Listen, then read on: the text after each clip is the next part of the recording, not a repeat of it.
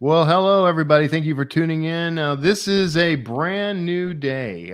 This is the first official live stream since we acquired Smashwords. So we want to welcome everybody from the Smashwords family into our family. And if you are a Smashwords author, welcome to you as well. So thank you for tuning in. That was kind of the big, exciting event of the month so far, but not too far behind it is the very first of a series of industry insights that we're going to be pushing to you guys. We got our very own Mark Leslie Lefebvre, who is the director of business development at Draft Digital, who's going to he's got a blog post. He's going to do this thing. He's going nuts with it. We've got a whole new way of looking at the industry, and we're so excited to share it with you. Also joining us, almost at the wire, is Dan Wood, the chief operating officer. Did I get it right? Okay. Yep. I didn't prepare that in advance. That's how you know. So anyway, welcome guys. And I can't wait to dive in on what the industry looks like from our brand new perspective. Mark, you had a blog post. Now I'm going to go ahead and share this up front because I want people to be able to click over to it if they want to follow along. This is almost the transcript of the show. But if you go to d2d.tips/insight, that is going to be the new home for our industry insights. Mark's going to be writing a blog post around this each month. We think each month, maybe each quarter. We're still figuring that part out, but he's going to be writing a regular recurring thing there. And we're going to try to always follow them with one of these live streams so that you get not just that content that you can ingest and digest on your own, but our take on it, what these things mean as we're growing. So first up, Mark, this is all kind of coming out of the merger between D2D and Smashwords. How do you see that, just as a start, how do you see that impacting our point of view on the industry? Well, so the data for today's post is from exclusively Draft Digital sales amongst all of the Draft Digital partners, not the new Draft Digital, where we're going to soon have the combined Smashwords feeds and Draft Digital feeds to look at, which is going to be amazing when you think about it. When you think about the magnitude of our ability to help look at trends and help share this so that authors can understand the market better. Because if you understand the market better, we're going to help you sell more. And what I love about our company, the new, bigger, larger, improved Bionic Man kind of Draft to Digital, is that our success is dependent upon the success of our authors, because that's the way we make money, when they make money. So if we can help authors make money, and I know we've been talking about wanting to do this for a long time, but what better time than, officially March 1st, 2022, on our 10th anniversary, and Smashwords is 14 years old, that we bring the companies together and we're really able to do that. So the data this article is based upon is a snapshot of 2 years of data. And it's kind of like, let's look at, we saw the industry change dramatically, especially for ebooks and indie author books in March 2020. Yeah. So we're looking at roughly 2 years of data just to get a feel. And we were looking at the top selling titles out of Draft Digital for all our retails and library markets. So we amalgamated it all. So we're not saying like this retailer is better than that retailer or anything like that.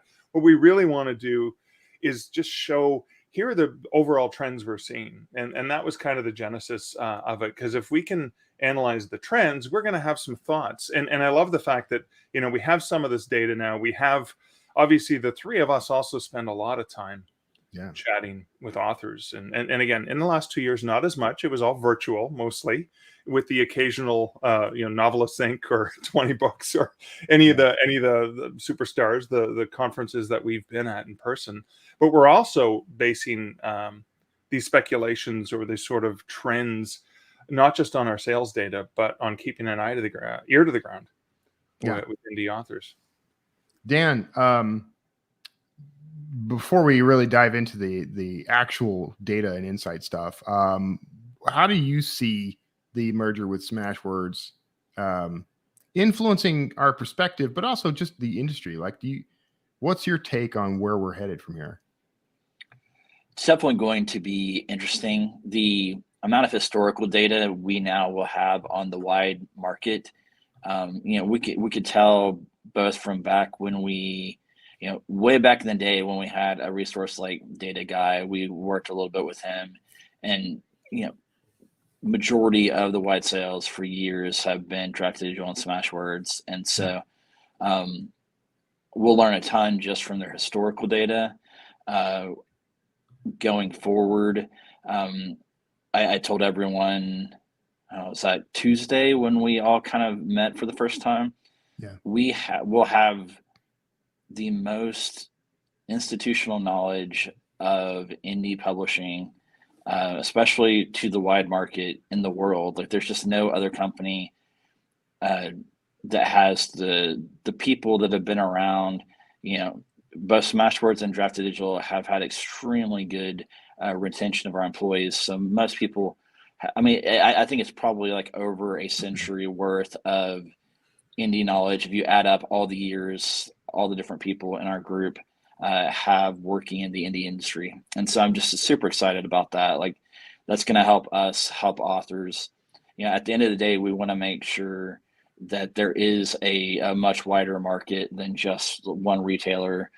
We want to make sure that people can succeed and offer them the most chances of quickly getting off the ground, going wide. And we're now going to have like all these different tools to do so.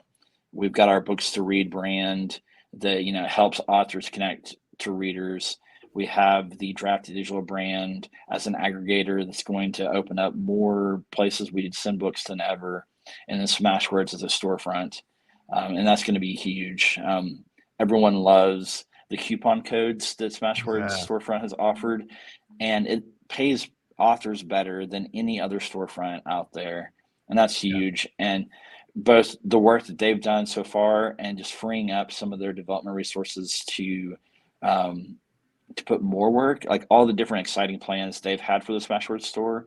And, I'm sure we'll also come up with some cool ideas. And, I'm very excited about that integration between Books to Read and Smashwords store. It's going to be a really exciting time over the next few years, and getting everyone who has been working with Smashwords access to things like the DDD print program. It's just sky's the limit as far as opportunities for authors to reach all the various places that they might if they went through a traditional publishing route with a lot more control and making a lot more money. Mark, you actually you said something about this in your post, which we can dive into now, but you referred to Smashwords as the world's largest indie author store. When you think about it, right? Every other major retailer, you think about the big five, the big five retailers, they have self-published titles and traditionally published titles. You think about the Smashwords store. The Smashwords store has Smashwords author titles, indie authors, right? And indie publishers, because there are publishers that use Smashwords and Draft Digital. And very soon, Draft Digital authors are going to be able to get their titles, push a button and get them into the Smashwords store. And so when you think about this will be the world's largest repository of indie author titles. So that's a pretty amazing thing when you actually come to think of it. And one of the reasons I think the Smashwords store has been so successful over the years is that the Smashwords store is available in far more markets than Amazon is. So a lot of authors who were successful on Amazon would use Smashwords to sell to customers in all kinds of countries throughout Europe and other parts of the world that they just couldn't get. Maybe they're even downloading and reading them on a Nook or a Kindle or a Kobo or any device, because usually without the DRM you can just grab the file and then read it on whatever device you want. So when you think about just that alone, and when you go to smashwords.com and you look at it, there are some really great features where they're actually showing you, here are new releases just released, which is great for authors because it's spotlighting those indie author titles. And it's not competing with, well, here's the new Lee Child and here's the new thing that J.K. Rowling did and whatever. It's just indie author titles. The other thing is the bestseller list there is a beautiful composite of both the sales on the Smashwords store and the sales across all of Smashwords partners, which are now also included will be included soon, like the Draft to Digital and Smashword sales to all these partners. And so that's going to be a very comprehensive bestseller list of best-selling indie titles. Well, more power for indie authors. Yeah, I'm very excited about the indie bestseller list. That's it's sort of it was an unexpected bonus to me. So I'm very excited about that. Dan, I want to start talking to Mark about the post, but real quick, because you probably have the most insight into this. What sort of data are we not going to be allowed to share when it comes to like our retailers and stuff? Is there stuff that we are blocked from sharing? Kind of as you mentioned, like we can't just give a list of here are the top, like this retailer's has more sales than that retailer, stuff Right. like that. That's probably like the main consideration. Okay. You know, we can break things down, let people know like what countries we're selling in, what languages we're selling in, just the common sense things that retailers don't really want us to compare and contrast them that much. Okay. As long as we don't drill down into specific details about a specific sales partner, we should be able to share some pretty useful insight. So Right. Okay, Mark. We're also pretty limited on talking about what the terms are with different partners in forums like this or like blog posts and whatnot. Yeah. Maybe that'll change in the future. I doubt it, but maybe. Generally, it's a provision most of them have. Yeah. We do make sure that the reporting that we pass on to authors gives them exactly the knowledge they need to make choices about all of that. And so the final sales reports we get from the different places, and over time we've added more and more data. You know, we just recently, and not too recently, but within the last year or so, we're able to with like some of our library partners list the actual library system that bought the books in the final report. And so there's a lot of stuff in the reports that we mail out to authors every month that can give you like some really great in-depth data about where your book is selling. Excellent. Yeah, so I think what we could potentially do is say, hey, this genre is doing really well in the last quarter through our library partners, whereas a year ago, that same genre was doing this. Yeah. Just like we reported, and I have to look at the stats, international growth in general. We're not saying this, you know, Apple sells really good in this country. We're not drilling into those specifics, but overall, our sales data show that in 2018, 62.6% of all of our sales at Draft to Digital were in the US, whereas in 2021, 55.6%, meaning our international sales grew by 10% in that time frame. That's a significant growth in international sales. And of course, our authors are seeing that on a case-by-case basis, but we can amalgamate all that data and go, well, look at what we're seeing. Yes, the US is still a critically important market, but international growth is obvious. Think about the partnerships we have with Tolino and Vivlio. Vivlio grew recently in the last year and a half in terms of expanding and doing a lot more promotions with our authors. And then BorrowBox, right? We signed up BorrowBox, which most Americans would never have heard of it, but BorrowBox is Overdrive-like in terms of stature when it comes to Australia, New Zealand, and UK library wholesaler. So part of the international growth is just continuing to expand. So I love the fact that we can share these kinds of insights without, you know, giving away any sort of secrets. Like we can be transparent and open and share and help, but obviously we're not going to violate the terms of a partnership that we have with so many great partners. And I would say, and this is my perspective, so maybe you guys can correct me if I'm off base here, but I feel like there is some value in knowing specifics about each storefront, but I'd say in general it's not helpful from an industry perspective, or it's not as helpful. It might be individually helpful for targeting like where you want to focus your attention on putting your books in advertising and that sort of thing, but you know, you can accomplish essentially the same sort of thing with just this general knowledge of, you know, regions and sales, you know, of across various genres and things like that. I mean, that gives you quite a bit to work with. I feel like building a sustainable, good business, and that's going to be in author terms, making sure the quality of the product you're putting out there is good. Yeah. Making sure your branding is right, and like that changes over time. And we've seen indie authors changing their covers every once in a while, all those Yep. things. Making sure you're controlling your connection to your readers, and so capturing by way of an email list or some other means the ability to communicate with them. Those will build like a great long-term business plan. Yeah. Unlike the people, we've seen people that just focus on how to game the algorithm at one or two um, storefronts, and you don't control that, and eventually that tactic will fail Yeah. as they change things. And so just doing all the normal things that we see all of the industry experts when we're at conferences, when we're listening to podcasts, along with we know our authors listen to a lot of podcasts. Yeah. Most of us have the same advice, and it comes down to just like fundamentals of running a business, just like any other business works. Yeah. In fact, our connection with the industry is kind of the origin of the name of this podcast. We are not the only self-publishing insiders. We're connected to all of them. So that's we're passing along the benefits of those things. Mark, you kind of started the blog post you bolded the statement, so I know you think it's important. But the digital divide between traditional publishing and indie publishing is going to continue to grow. Can you kind of unwrap that a little? Yeah, so I mean, we had the most interesting opportunity in the history of publishing from March 2020 till today, and ongoing.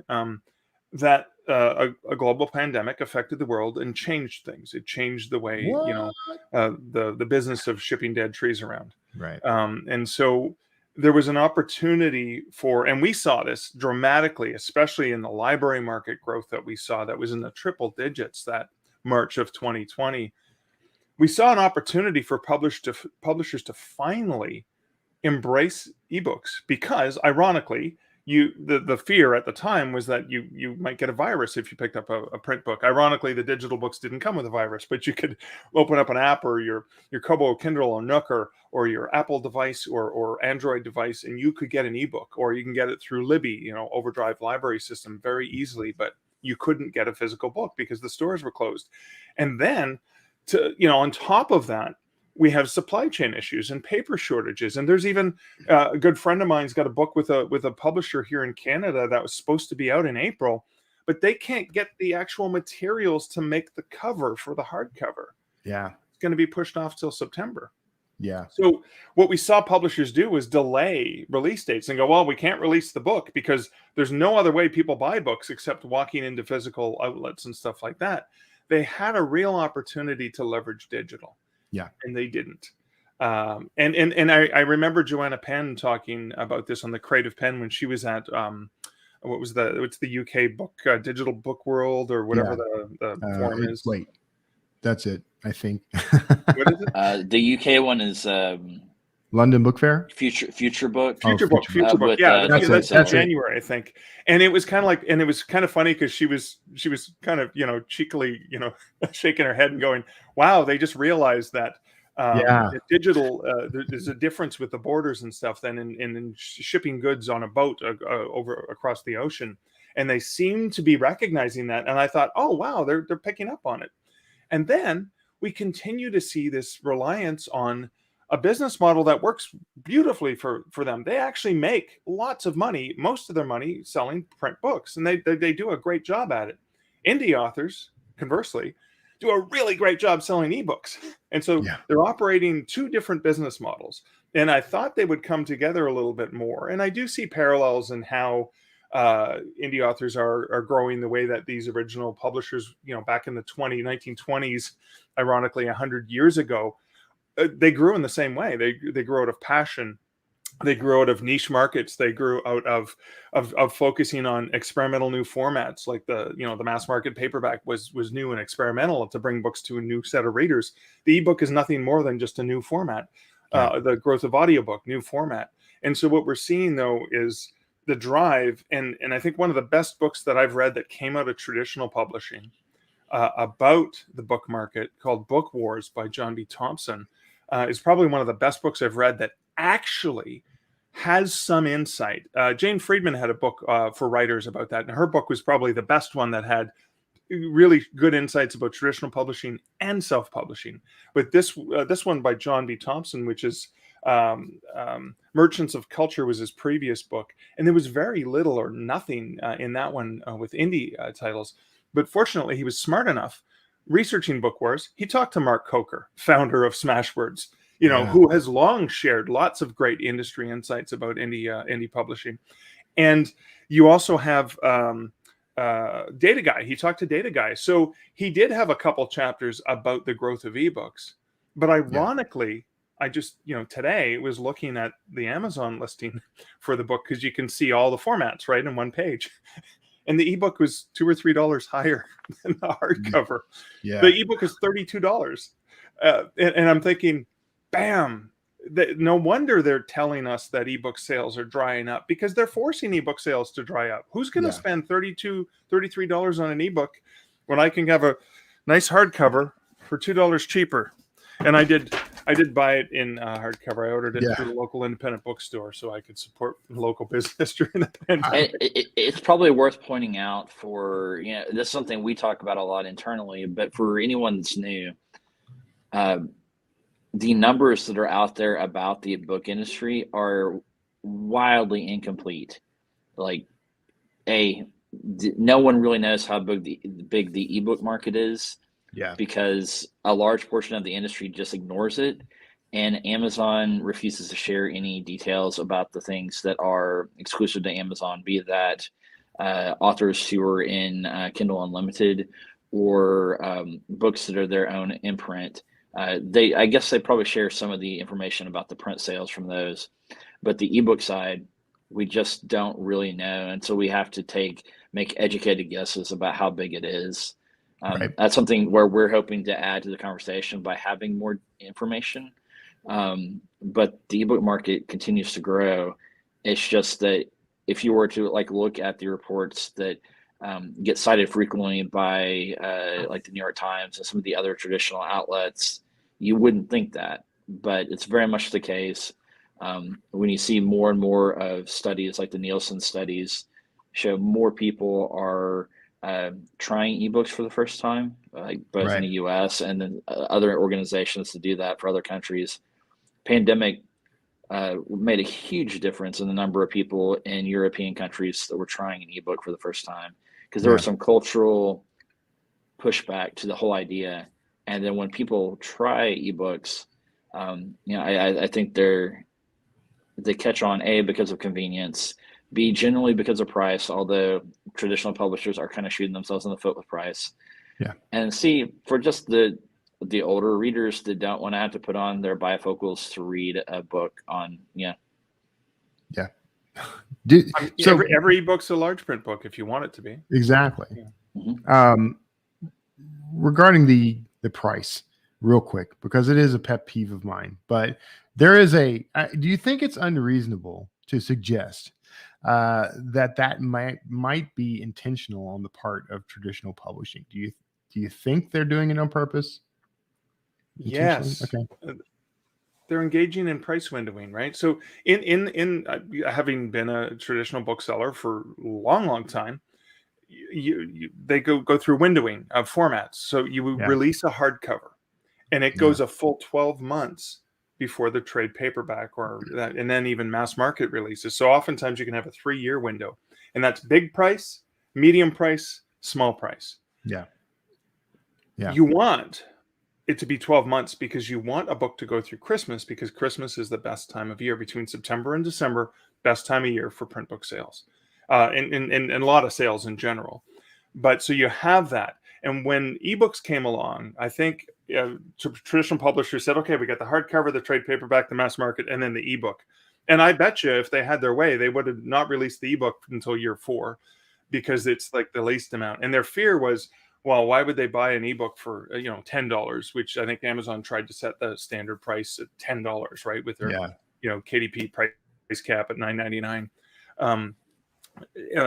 I think what happened is they looked at it and said, well, who would pay $30 for a hardcover if they can get it for $9.99? Not realizing it's a different consumer, Completely like different, right? their predecessors who Right. created like paperbacks. Penguin created the paperback to provide high quality literature to more Yeah. readers than ever before. So not even following their own history of going, wait a second, we can bring more people into reading if we just embrace this option. So I think it is on purpose. Yeah. It's frustrating when you look at BookBub as obviously one of the, okay, author newsletter. Have your author newsletter.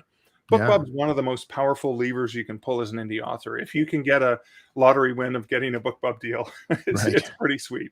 Right.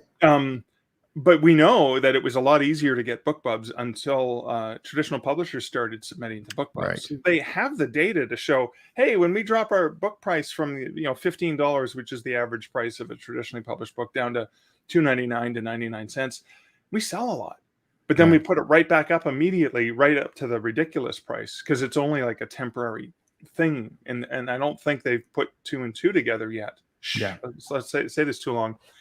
But, maybe they, like indie authors, recognize, hey, they can buy my books for $5. They could buy 6 books in my series and read them all for less than the price of maybe one book from a traditional publisher. So I do think it's on purpose. But they do have a lot invested. They have a lot invested. And I'm not making fun of them, but they have a lot invested in shipping dead trees around. That is their business, and they're really, really darn good at it. And that's where their focus is.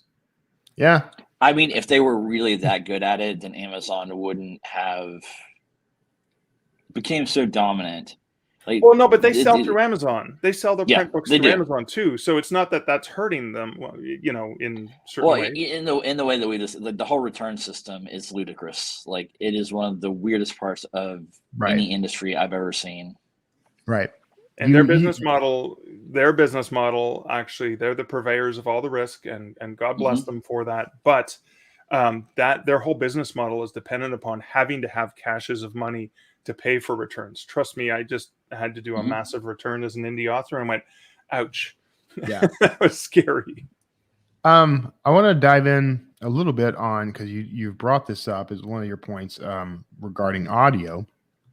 And as of today, there was an announcement from, I'm going to share this in the comments, that Barnes & Noble is getting into audiobooks, or building their own little distributor subscription service. So where do you see us going in terms of audiobooks as an industry?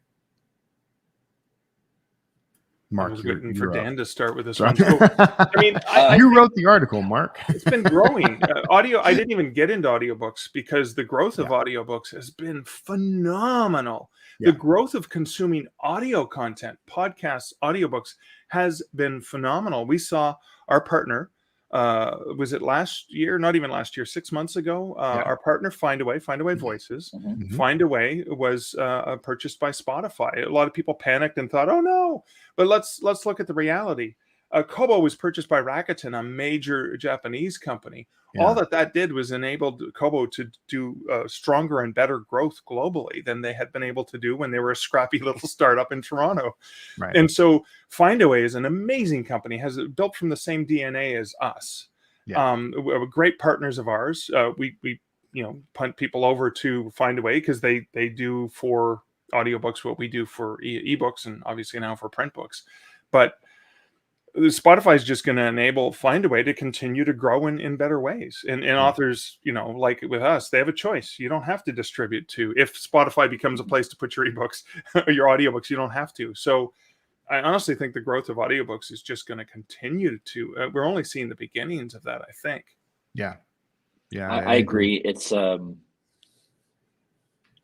think the whole the book market, and I include ebooks and audio in it, follows. I think, and I think Nick Thacker has also made this point. It follows the music industry by some number of years, 5 to 7 years. So trends that were things going on in the music industry are coming to the book world. That Spotify acquisition is a perfect example of that. I mean, it's inevitable that you're going to see audiobooks become part of subscription platforms like Spotify in a different way. We've got subscription credit systems with Audible and Kobo, and I think Barnes and Noble's their new offering is kind of that same. Every so often credits. Yeah. But then there's places like Scribd and the library systems that are allowing people to check out more than one book. It's only going to grow the audiobook market. Right. Will it change how people are paid out? Yes. And that's where there's a little bit of fear for many people. But growing the size of the market outweighs all of the things that I think people really fear about it. Because you're not, if you're just looking at it as I'm competing against other books, I think you're missing the broader thing is that we're now competing against every form of media, and some of them are more flashy. Movies are more flashy, television, wider audience. Video games are taking up more and more people's time. Things, the democratization of video. So things like YouTube and Twitch are taking up more and more time of younger people.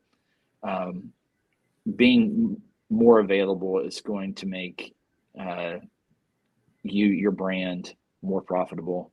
Yeah. So we see that like the coming of subscription.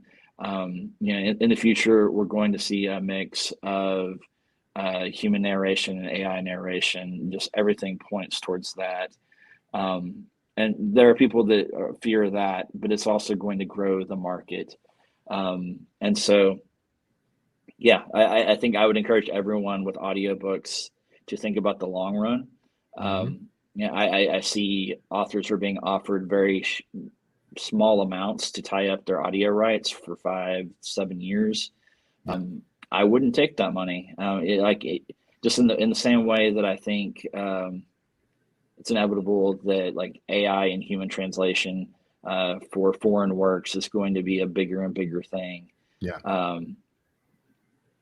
Just taking like money for your rights, tying them up for a very long time, I think is just not a good bet right now. If you need the money, sure, but if you don't, I think even if you're not making any money off of it now, the things coming in the future are going to make it worthwhile to retain your rights. And that's the most exciting part about being an indie, is because the traditional authors have probably signed away all those rights in perpetuity. I mean, or close to it. So yeah, pretty close. So Mark, I want to be sure we get to this component of your report here before it's too late. But you do talk about like the top selling genres, and this is all currently from the draft to digital perspective. Right. But we are going to grow our that perspective over time now.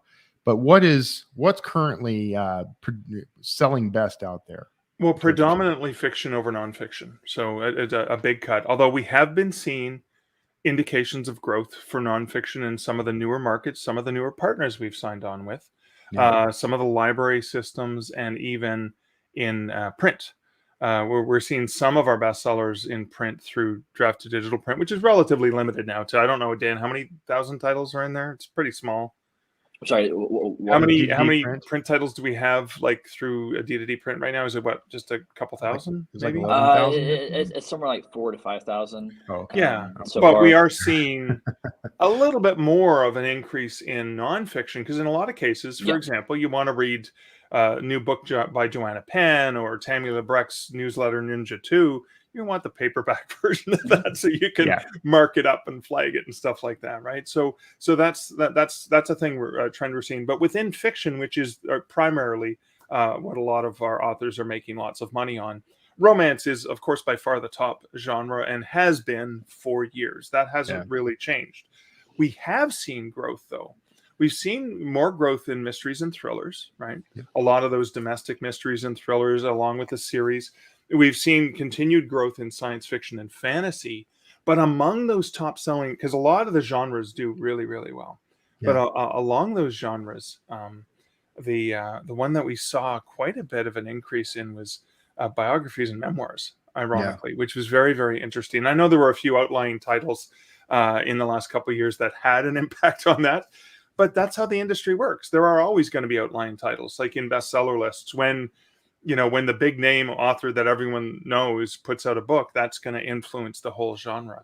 So we're no strangers to that at all, too. So we have seen some of those changes, even within the 18 sort of high level subgenres of romance. I was just looking at that and seeing the growth in LGBTQ romance. We're seeing a growth in paranormal romance, with contemporary romance being at the top. Mm-hmm. Historical, which has 8 or 9 subsections of kinds of historical, also seeing a growth. Is that related to Bridgerton and Outlander and stuff like that? Because then, yeah. And this is what happens in our industry, is something becomes popular, people enjoy it, and then indie authors who have similar titles enjoy that. Diane Capri, our good friend Diane Capri, as more people go, wow, this Reacher show is good. Well, Lee Child has only written so many of them, but Diane Capri has a whole series, The Hunt for Reacher, authorized by Lee Child, that are a great look back into the universe. Let's revisit the town a month after Reacher leaves, as the FBI agents come along, and there's a whole new story to be told with some of the pieces that were kind of left hanging. Indie authors have a great opportunity to leverage those kinds of growths, and so we're seeing parallels to that in our sales. I'm really thrilled, and I think our friend Johnny B. Truant is another example from, remember the Smarter Artist Summits in Austin, and his Fat Vampire series is currently in production at in Victoria, BC, in Canada, with Jason Battalion, the gentleman who played Ned, Peter Parker's best friend. Ned Leeds in the Spider-Man movies, and that's going to be Reginald the Vampire, and that's kind of cool because when did he release that? 2011 or something? Yeah, a long pretty time early ago. days. Yeah. In That our was one of early his first books, I think. Yeah.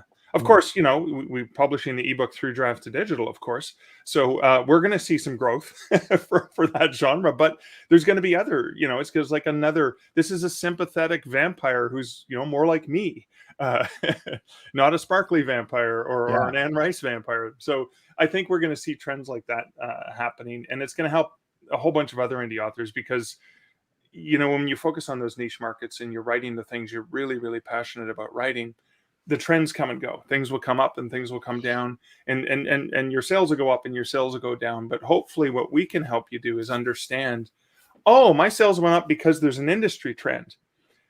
So it can help you understand when you're doing your analytics. Was it the ad? Was it a combination of the ad at the right time for a trend? We're just trying to help.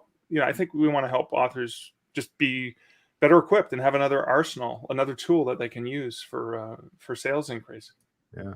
The traditional industry just revolves obsessively around front list and what we're releasing next. Yeah. In fact, over the last decade or so, the majority of sales have been backlist. So much of sales are related to just things you can't control or predict. It's one of the awesome things about the digital book world is that your book remains out there forever. There's not the concept of this book hasn't sold in a while, so it's not on the bookshelf anymore. Right.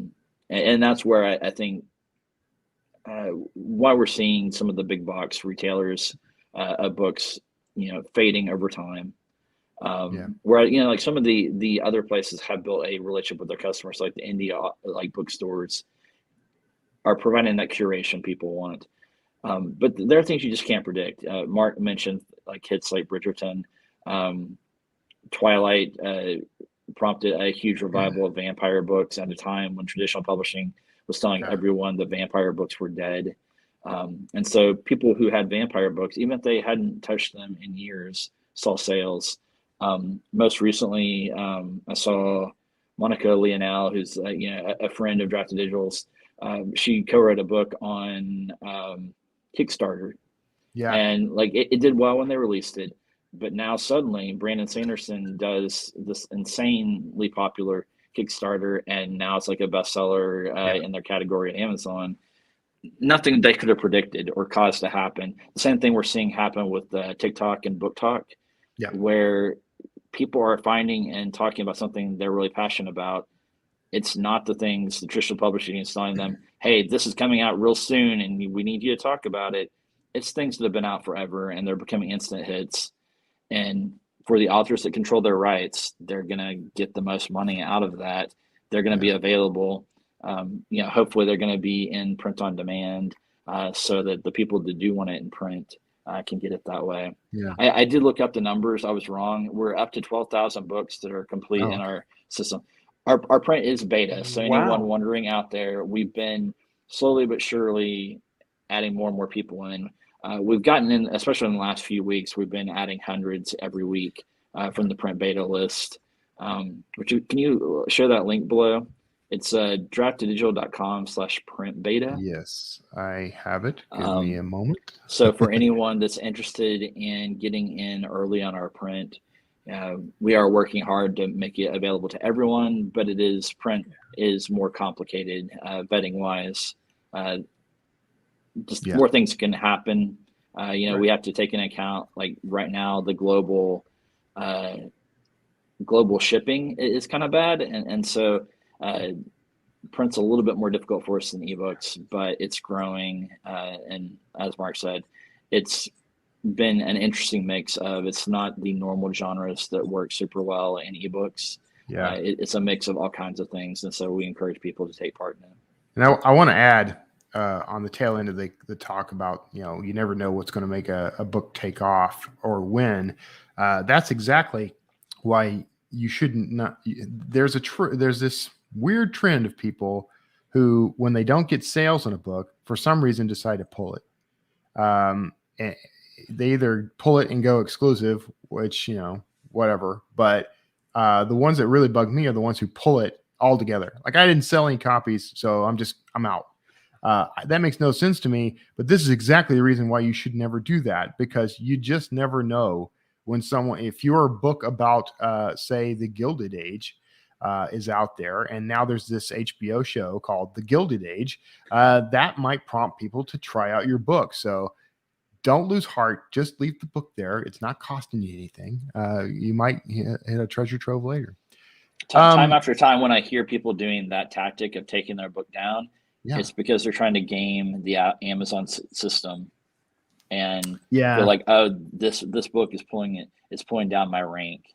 And if that's how you're building your business, you don't have a business. Right. You are just a byproduct of Amazon being good at throwing things in people's faces. Exactly. Just build your actual business. Yeah. Have the products out there. We have a couple of minutes. It's a marathon, not a sprint. Mm-hmm. Right. And you should always think long term. You'll be much better off for it. We have a question in from Pete Fu, who's actually going to be on the show in a couple of weeks, I believe. But he says, from y'all's perspective at D2D, how would you estimate the percentage of authors on your platform earning a monthly royalty of over 1,000, 5,000, and 10,000? Is that something that we would be able to, at a high level, share in future?